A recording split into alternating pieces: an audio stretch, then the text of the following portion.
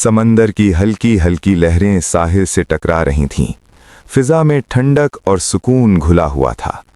इसी पुरसुकून लम्हे में अल्लाह के बरगुज़ीदा नबी हज़रत दाऊद अलैहिस्सलाम समंदर के किनारे बैठे अल्लाह का कलाम पढ़ रहे थे। आपकी आवाज़ में ऐसी मिठास और असर था कि कुदरत की हर मखलूक जैसे रुक कर सुनने लगती। मछलियाँ पानी की सतह पर आ जातीं, परिंदे परवाज़ रोक कर करीब बैठ जाते, जंगल के जानवर साकित हो जाते और पहाड़ गूंज कर जवाब देते। कहा जाता है कि आपकी तिलावत की आवाज़ मीलों तक फैल जाती थी।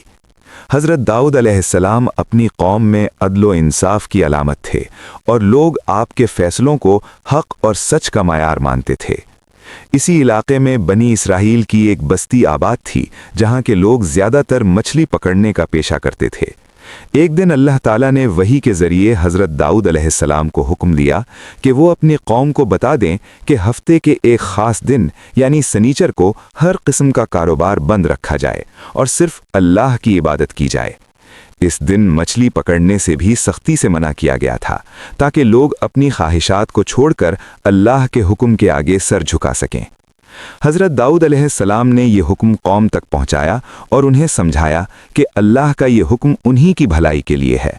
बहुत से लोगों ने इस हुक्म को दिल से कबूल किया और इबादत में मशगूल हो गए, मगर कुछ ऐसे भी थे जिनके दिल में लालच ने जगह बना ली।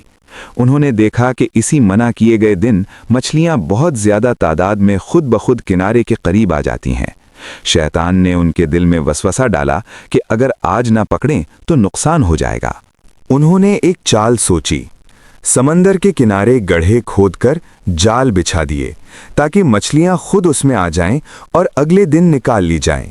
वो समझते थे कि इस तरह वो अल्लाह के हुक्म की खिलाफ वर्जी भी नहीं कर रहे, मगर हकीकत में वो खुली नाफरमानी कर रहे थे। शुरू में जब कोई फौरी सज़ा ना आई तो उनका हौसला और बढ़ गया, दौलत बढ़ती गई और गुरूर दिलों में भरने लगा। इसी कौम में कुछ नेक लोग भी थे जो अल्लाह से डरते थे। उन्होंने इन नाफरमान लोगों को समझाया कि ये रास्ता खतरनाक है, अल्लाह के हुक्म से खेल मत करो वरना अजाब आ सकता है। मगर सरकश लोगों ने मजाक उड़ाया और कहा कि मछली पकड़ने का दीन से क्या ताल्लुक, हम ये सब जारी रखेंगे। एक हफ्ते वो दिन आया जब अक्सर लोग मछली पकड़ने चले गए और सिर्फ चंद अफराद इबादत के लिए आए। अगली सुबह जब नेक लोग जागे तो पूरे इलाके में अजीब खामोशी थी, न शोर न आवाज़। जब वो घरों के अंदर गए तो एक हौलनाक मंजर देखा।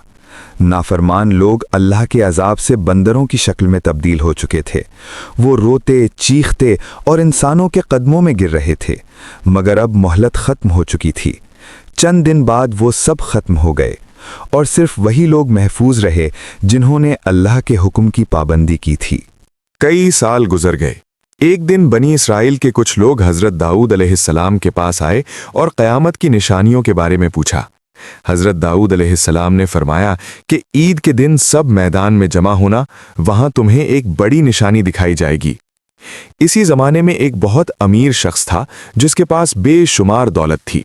उसके पास एक निहायत खूबसूरत गाय थी जिसे वो बहुत अजीज रखता था। वो गाय आज़ादाना चरा करती और खुद वापस आ जाती। एक दिन वो गाय अचानक गायब हो गई।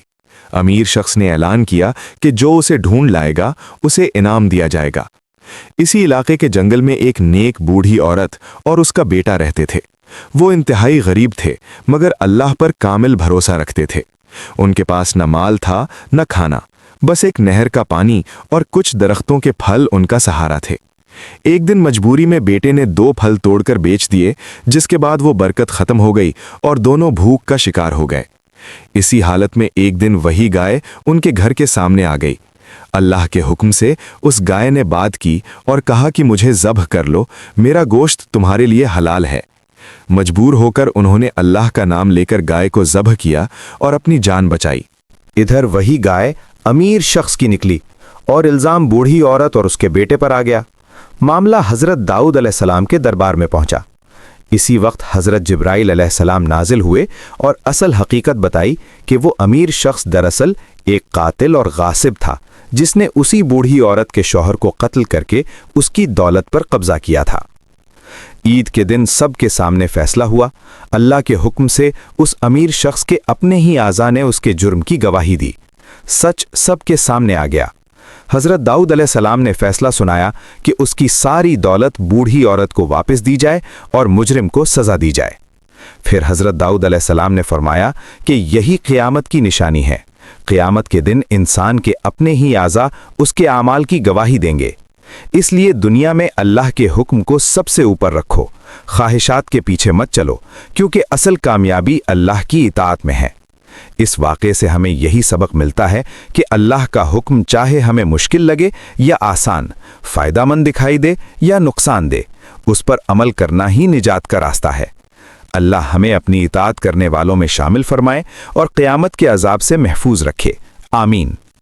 अगर आपको ये बयान पसंद आया हो तो इसे दूसरों तक पहुंचाएं, सच और हक का पैगाम आम करें। इंशाअल्लाह अगली मुलाकात फिर होगी। अल्लाह हाफिज़।